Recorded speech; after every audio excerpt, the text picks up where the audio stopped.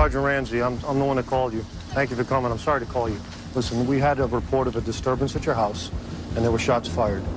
Is your husband Michael? Okay, I'm sorry to tell you, ma'am. He's been killed. He's been killed, man. I'm sorry. No, he's not. Listen. No. Try to calm down. No. What you just saw was Dalia DiPolito crying over her husband's death, something that was found not true. Everything you see here, from her immediate outburst of sorrow to the officer reporting, it's all done to uncover the actual plot. In this video, we're taking you through the crazy case of Dalia and how a successful sting operation prevented a terrible fate for her husband, Michael DiPolito. But before proceeding to view the content, we kindly invite you to subscribe to our channel to stay updated on future uploads. So, let's dive in.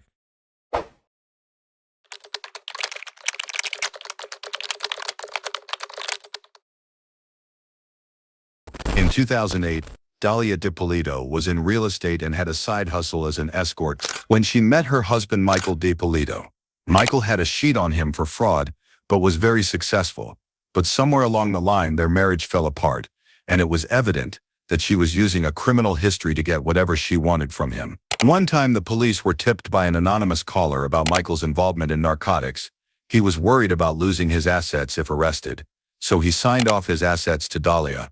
Now with the assets in her name, she wanted him gone. Dalia reached out to her ex-boyfriend named Mohammed Shahabi to find an assassin, but instead of finding an assassin, Mohammed Shahabi went to the police and informed them of the conversation. She asked if I knew someone who can kill her husband for her. Are you scared for the guy?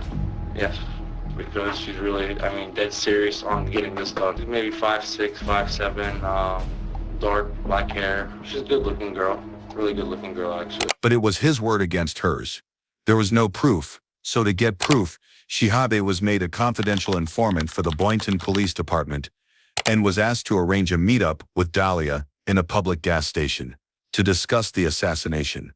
This guy's a professional. It's not his mom is not going to get suspicious of you or anything like that. Why me? Like, do you know what telling somebody it? Nobody's going to be able to point a finger at me. And to conclude this conversation, Shahabi tells her that the hitman wants $1,200 to buy a gun, and surprisingly, she counts it out and gives it to him, along with a picture of her husband. Wipe my pants off the pictures.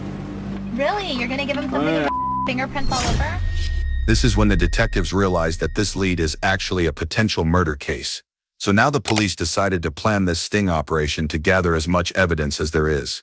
In 2 days, Dalia is called to meet with the assassin, who is actually Officer Whitty G, an undercover cop. After she gets into his car, the two discuss how the attack will take place. Got a picture of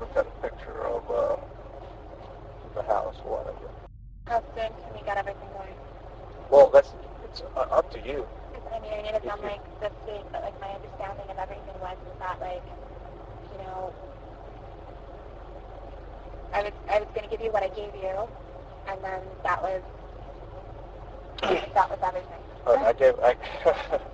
Until after the fact. And then after the fact, I guess you were going to come and, like, find me or whatever. I mean, I'm good for it. Like, it's not like I don't have it or anything. I mean, I know not to fuck around with you. You know certain things, whatever. Like, you know what I mean? Like, you obviously know where I'm at. I could get it done by Wednesday if you want me to. You understand? But I got to do my homework, you know? Right. I got to, know exactly where the place is and how to get out of there, how to get in and out, you understand, what the neighbors want. I got to call the cops, report a shooting to see how fast they get to that location. There's a lot of stuff I got to do. Okay. That's going to cost me a lot of money. So if we go ahead and we do it, like, at the house, like, how soon could you do it? And I could do it Wednesday morning. It's going to be like I break into the house, didn't think he was going to be home because everybody works in the daytime. Right. I'm going to think he's at work, but when he's not at work, then, he gets two in the head. That's it, I take a couple things with me, break a couple windows, make it look like a robbery that went bad, it's all over. I'm gone out of there. We're just going to be asking you questions, although they know it's going to be obvious what it is, and they already know, but, they're going to ask questions, because that's how they got to do it. But I don't know how well you handle pressure. You understand? I don't know, because I don't want... No, I'm not going to, I'm a lot tougher than what I look. I know you see me and you're like, oh, what a cute little girl, whatever. But I'm not. You are. You're extremely beautiful. Thank you, but, I just need to make sure everything's going to take care of. Between now and when it's done, you're not going to have an option to change your mind. Even if you change your mind, talking to him. There's no changing, no, there's no, like, I'm determined definitely already. say you wanna do I'm this, positive, like, okay. 5,000% sure, like, Okay. around 6:30, 7 o'clock, he Yeah. always walks the dog in the morning. Okay. He walks the dog across, like, over where the lake is, and our door is always unlocked. I'll be in the house by 6:30 Wednesday morning. Okay. 6 o'clock. All right. Okay? Okay. All right. Thank you so much, and I guess You'll hear from me. I'll hear from you. All right. All right. Thanks a lot. Okay. Bye. In their 23-minute conversation, they agreed on a payment of $7,000 for the murder. To plan out the perfect sting operation, they now needed to bring in her husband Michael into the plan and explain to him what was going on. Detective Marino, ID 696 for the Boynton Beach Police Department. All right, also present in the room right now is Mr. Michael DePilio. Can you go ahead and spell your last name? You already know why we're here. Yeah. Reference is Hohenson. It's happened an investigation where your wife hired somebody to kill you. Yeah. But before they can just spill the beans on their plan, the detectives need to figure out what went wrong with their relationship, the real motive behind the hit. And pretty much we're on a fast track relationship, getting along great, everything's great, you know, and as soon as we moved out of Boca in January, and I purchased a home in Boynton, and I would say 2 weeks after we did that, I hired a lawyer to get off of probation. I started giving my wife money because she was going to provide me with the other half of the money for the probation. And just for the record, what were you on probation for? Just real quick. Organized fraud. Okay. Basically, we were trading commodities that didn't exist. All right, that's enough of that then. And then I provided her with $100,000. She was supposed to provide me with $90,000, and my lawyer is telling me it's not here, it's not there. She was supposed to send a wire. The wire magically never showed up, and then the story was just unbelievable. And you know, what do I do with that? And then I turned around and I was going to leave, and then she got honest that she messed my money up in some wire scheme where she was supposed to send it and make money on it. And So how long did you date before you actually got married? we dated from October to January. Okay. So however long that would be exactly, 2-3 months, 3 Right. months. So that's pretty quick. So you get married, and then how long after you get married do you start, or do you ever feel that something's not right with her? About a month and a half. Right away. The money starts disappearing. I had drugs planted on my truck. The officers came out to search my truck. I'm not a drug dealer, I never was. Where did that happen at? The Ritz-Carlton in Manalapan. I came out one day, and we were leaving in the morning, and an officer approached me, "Is this your truck?" I said, "Yes, it is," and I didn't know what he wanted. He goes, "Can I search it? There's been activity on it. Someone called," and I'm like, "Absolutely, you can search it." The officer searches the truck. There's nothing in the truck. He lets me leave. I figured someone called, but nobody knew we were there. It's an unexplainable thing. Were any drugs found? The next day, I went to get gasoline in the truck. There was drugs in my gas cap. So luckily, You had no knowledge of that? no. I mean, thank God, you know, I let the officer search the truck. There's nothing in the truck. Thank God he didn't find them, because, you know, that would have been a disaster. Point being, though, it was unexplainable. Nobody knew we were there. Nobody knew we were there.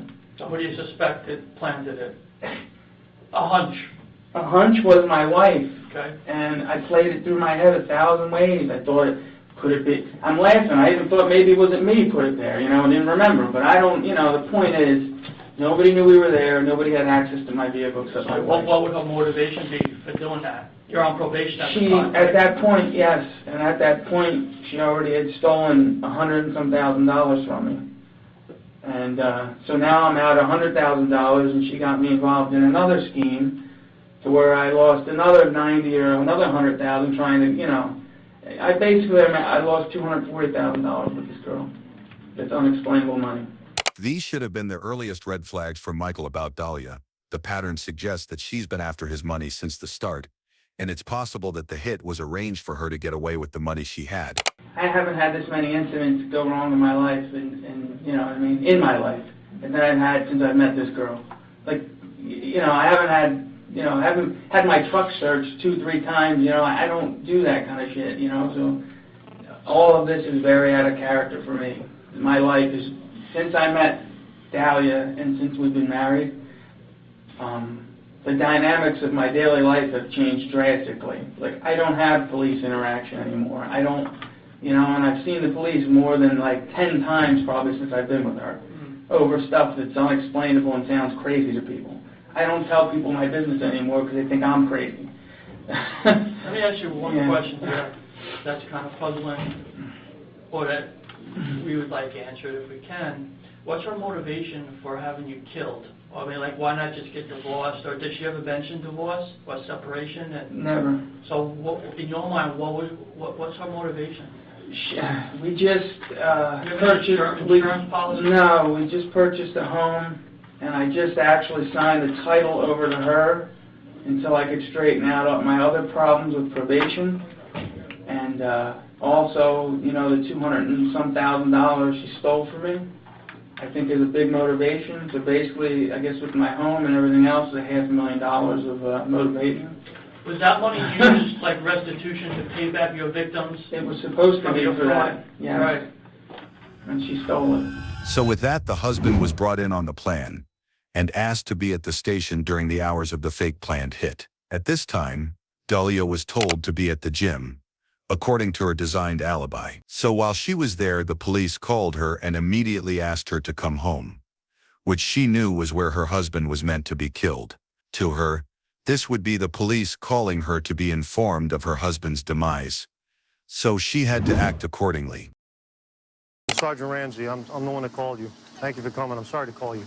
Listen, we had a report of a disturbance at your house, and there were shots fired. Is your husband Michael?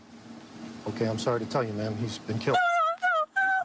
He's been killed, man. I'm sorry. No, he's not. Listen. No. Try to calm down.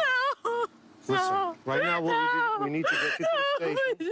We need to get you to our police station. I can't let you see him, man. We have to do our job.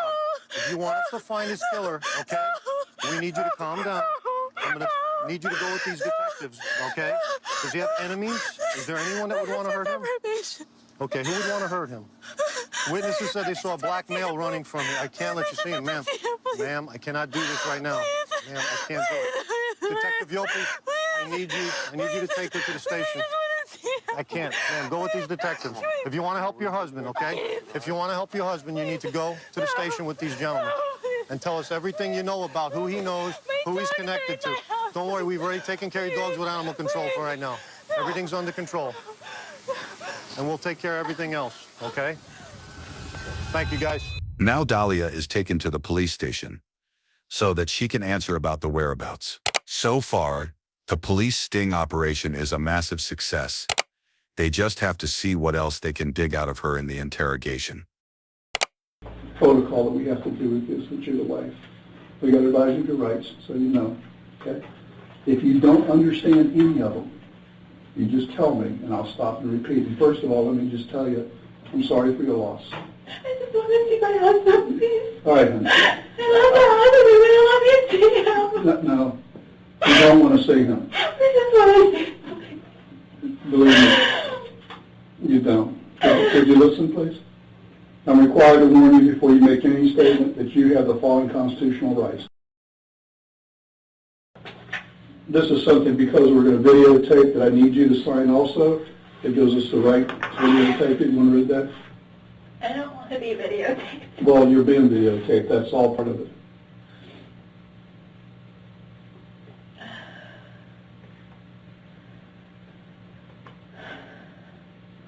Whose number is that? That's your home number. Oh. We got that from our reports that have been filed here. And then I'll tell you what's going on here. Notice her trepidation is signing off on the fact that she's being recorded. This means that instead of weeping and complaining, she has to be extra careful about what she says.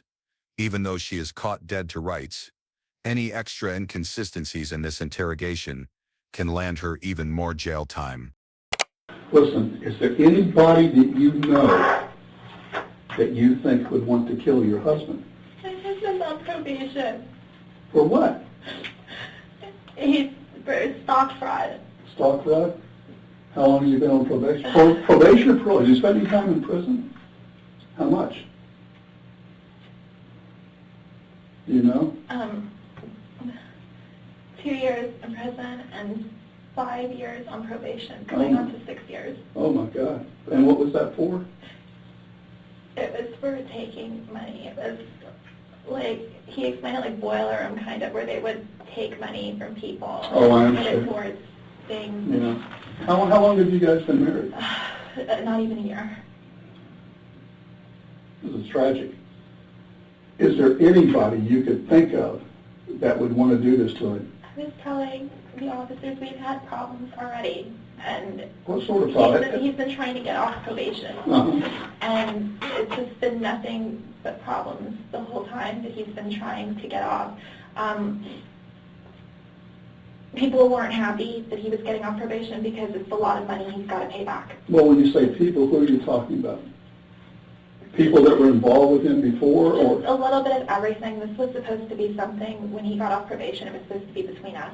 And he went and he told, friends of his, he told, certain people, and everyone kind of talks, and he's constantly running into a lot of the guys that he was on probation with. Like a couple days ago, we ran into someone, and that was a target. I mean, and the guy comes up to us, and he's like with organized crime. It seems like a lot of the guys from Boca are starting to move up here. And we're constantly running into, a lot of the guys that he knows and things like that. 2 minutes in, and she goes from weeping to speaking in a fluent tone about the enemies her husband has. She's using the probation and prison buddy angle as a way to steer herself out of the situation. A futile effort, of course. Now she'll bring up the fact that his friends were after his money, more specifically $191,000. So it was a lot of money. It was $191,000 that he had to pay back. So we were going to go ahead, and he had the money to pay off the probation and everything like that. And then I guess somehow when he went away, some guys didn't go away. They left the country. You mean went away? He went to prison? Right. Okay. They left the country. And so somehow he was dealing with some of those guys because they thought that he owed them, and I don't know, something with that he was taking care of. So the money that he used to get off of probation, he never did it. He did something else with that. Yeah. If we go back to Michael's interrogation, he describes this $191,000 in a very different way. The money, actually, you want to laugh, I hired a really good lawyer, and we're at the lawyer's office, and this guy threw me out of his office because he's so disgusted. And he's actually, I guess, a witness in this because he sat with this. We were at the desk, and she had the check for $191,000 as a cashier's check. She wouldn't hand it to my lawyer. And my lawyer's looking at me, and she's coming up with some cockamamie story. She wants her money first. The point was, I was done probation. I paid these people their money, and she didn't hand it over. The lawyer said, I can't take the money from her if she's not willing to give it. So he throws me out. I have to run back now and get her money to give her money that she supposedly put into this. So at any rate, we exchange money. I run back to my lawyer's office, and I hand him the check. It was for $191. So the check magically changed from $191,000 to $191. My lawyer was a witness to this, and he chased me down the hall and basically threw me out of his office. He was disgusted because he also warned me something's wrong here. And so he fired me. So that's another sign, huh? Yeah. So he's a witness to that. Like, he saw the whole thing go down. He saw the real check. He saw the bad check. So to verify the claim, the detective has to dig deeper into who these friends really are. Yeah. With that money. Now, do you know any of these people, their names or anything like that, or where they may live, so that we may be able to follow it up? We're not going to implicate you. The guys that left, I don't know. Yeah, you don't know them? I don't know them. You've never met them? No, I know the guy that we ran into a couple days ago. I know certain names, you know what I mean, and I know certain families, they were on the news, like the guys that all just went away. I forget what family. See, Brian and I in the squad, I only work major crimes. We only work murders, or homicides, and very serious assaults, and kidnappings, and police shootings, and things like that. We only specialize in that. We don't work anything else. So I wouldn't know about the theft of money that he may have been involved in or anything else. So I'm asking, if you know any names, then we can run these guys down and see what they know. Well, those group of guys, they all went away. But he's saying one of them, I guess somehow he had a problem. I don't know what problem he had. It was before we met. He ran into one of these guys, and the guy, he thought he owed him something or something happened. But they went away. I don't know if the one guy that I'm telling you about, Pasquale, if he also went away or if he didn't. But this just happened like a month and a half ago. They all got arrested again. The same, the stock fraud stuff again. Does his first name Pasquale or last? I don't know. Is it Pasquale or Pasquale? Pasquale. Okay. What nationality are you? Spanish? My mom's from Peru and my dad's from Egypt. Wow. Yeah. All right, I understand you got a couple animals at your house too, right? So, I guess, I want to tell you everything, the whole, so that Please you do. guys kind of know Yeah, what's going on. I do. Okay. I want to know. So, that's what happened with that. So he didn't know how to tell everybody what was going on with everything. And so he pretty much, he told them that, like, you know, I had the money and I took it and I got involved in like a Bernie Madoff kind of scheme because he didn't know how to tell, you know, his mom and everybody what was going on. You're lucky. What? You're lucky you went to the gym. We were supposed to go to the gym. Oh, both of you were supposed to go? He didn't know if he was going to, he just had liposuction, and he had like 2 blood handles removed from here. I think he had something little, and 2 weeks ago he had surgery. And yes, What kind of surgery? the beltectomy, like the lipo that he had. Oh, did he used to be real heavy or something? No, he used to be, and then he got lipo done, and I guess the plastic surgeon left like 2 bulges here, so yesterday we went because he had like blood buildup in his back, so they drained it. Okay. So he was like, well, depending on how I feel today, but we go every morning. We haven't gone since his surgery, but every morning, 5 a.m., we're both at the gym. Yeah. You got a lot of, that's better than me. I wish I could go, obviously. Well, you know, he's very, he used to be a drug addict, and... What was his drug of choice? Crack. Crack?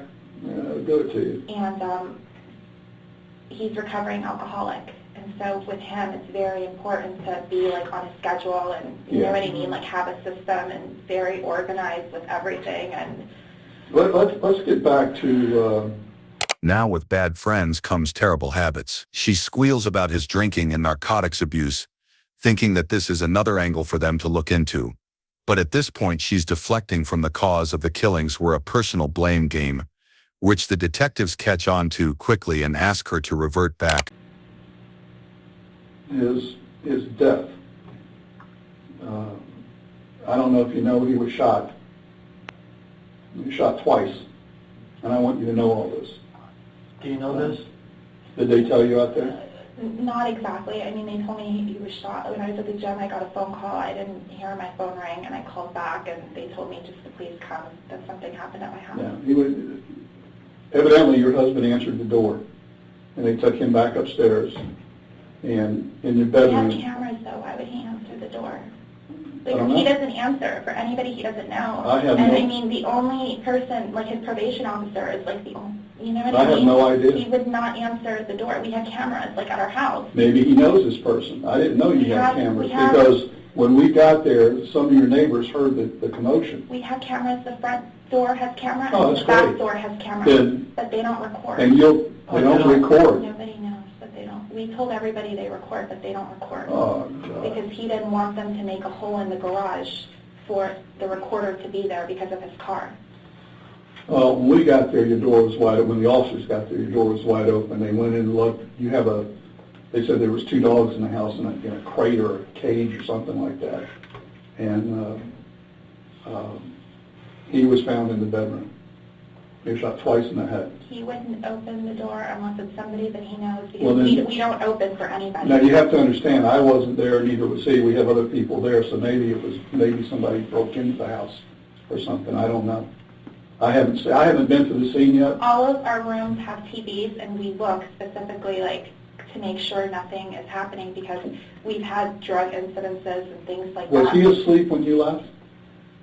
No, because we said sort of, but not really, because of his back. He was just kind of like... Laying there? He was just laying there, and he set the alarm, you know? But, I mean, I There was no said alarm. bye. I said, you know, I'll bring you coffee on the way home, and, you know, normal, like normal. There was no everything alarm, normal. there was no alarm sound going off. I put our little dog downstairs, and he stayed upstairs with the big dog. I don't know. How big is the dog? It's an English bulldog. But Will he he- doesn't do it. Will he bite somebody? No, he loves everybody. I mean, he will run off with whoever he sees. The one that's very aggressive and mean is the white one. It's probably the smallest The one, little, yeah. like 4-pound dog. I think she weighs 200 pounds, right? I'm just trying to. Yeah, what I'm gonna do right now is There's a lot that like I want to tell you. I'm gonna be back. What I want to do is call right now. I'm gonna go out and get in touch with the officers at the scene. I want to see if the house was burglarized. Okay. All right, just hang on one second. Thank you. You want to wait here? During the conversation, she was informed that her husband was shot twice. When she received this news from the officers initially, she burst into crocodile tears, and right now, when she was told the same, she could only think about the cameras in her room and the alarm system. Her tone has been quite consistent for someone who just lost a husband. Now the officers are done playing games. They have more than enough to reveal the whole truth. Now, you know that I've advised you of your rights, right? Yes, you have. Okay. The game's over with. Okay? There's no more games with you and I. Now we're going to get down to serious business. I want to know if you know this guy. Come here. Bring this guy in here. Get over here.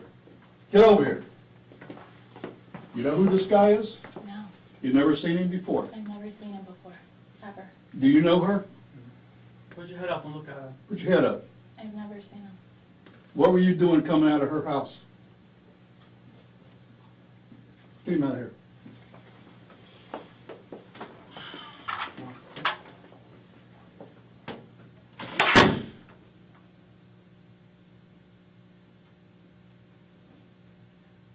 You're going to jail today for solicitation of murder. You're under arrest. That's an undercover police officer. We filmed everything that you did, recorded everything that you did. You're going to jail for solicitation of first-degree murder of your husband. I didn't do anything. Did you hear what I just told you? I heard what you said, but I didn't do Everything, anything. listen to me. Everything has been recorded. You were photographed in the convertible when you sat in his car in the front of CVS. What do you want to do? What do you want to do here? I didn't do Dahlia? anything. Listen to I me. didn't do anything. You're going I to didn't jail. do anything, please. I didn't do anything.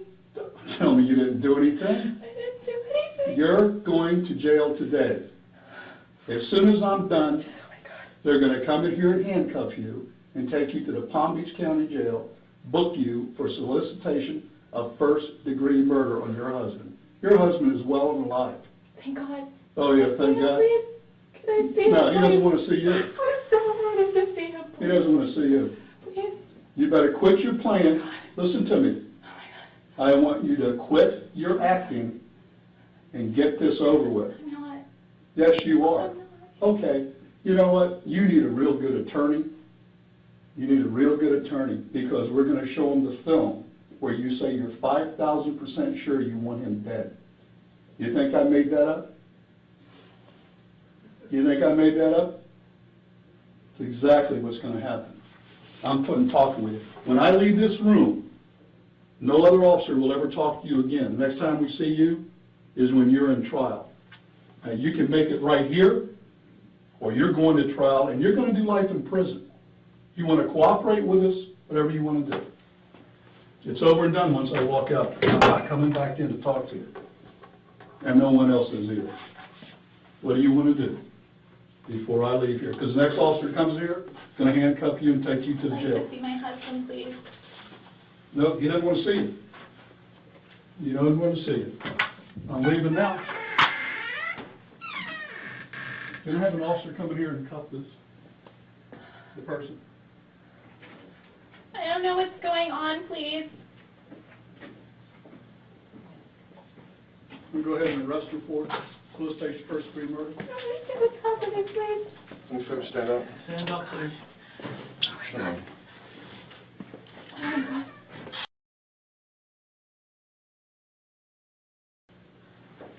my God. He's alive. Come here, please. Come here. Mike, come here. Come here, please. Come here. Can't fix it. Why not? I didn't do anything I to heard you. you. Mike, come here, please. Come here. Okay. Thank you. We'll take her back to booking, please. On that day, Dalia Topolito was charged with solicitation of first-degree murder. At the time, the case wasn't popular, but at the same time, the infamous TV show Cops was filming in the area where the police force's sting operation began. During her trial, Dalia's defense lawyer argued that she had been deceived into signing the Cops release form and asserted that her husband, Michael, had orchestrated the scheme to be featured on the show Cops. Despite these defense strategies, both attempts proved unsuccessful, leading to Dalia Topolito's conviction in 2017 and subsequent sentencing to a 20-year prison term. Accept the verdict of the jury. I'll find you guilty. I'll adjudicate you guilty. And I'm sentencing you to 20 years in the Department of Corrections. I'll give you credit for all the time that you've been on in-house arrest. I'll subtract that out. I'm not obligated to do that, but I'll give you credit for that. Thank you, Your Honor. So that would be from the day of arrest. So from the day of arrest through today's date, we'll come off of the sentence. And I wish you well. I hope things turn around for you. I hope you're able to make something of your life. You're a young woman. You'll get out of prison. You'll be a changed person. And hopefully you will take that opportunity at that time to make the most out of what remains ahead of you. Dalia won't be able to see outside of her prison until the year 2032, and she should consider herself lucky. If she had gone with her plans, she would have served life sentence for doing so. But it was because of this hero, the ex-boyfriend, Mohammed Shihabi, who was trusted by Dalia for this dangerous task, and instead of helping her, he went right to the police. This was the astonishing and bewildering case of Dalia Topolito.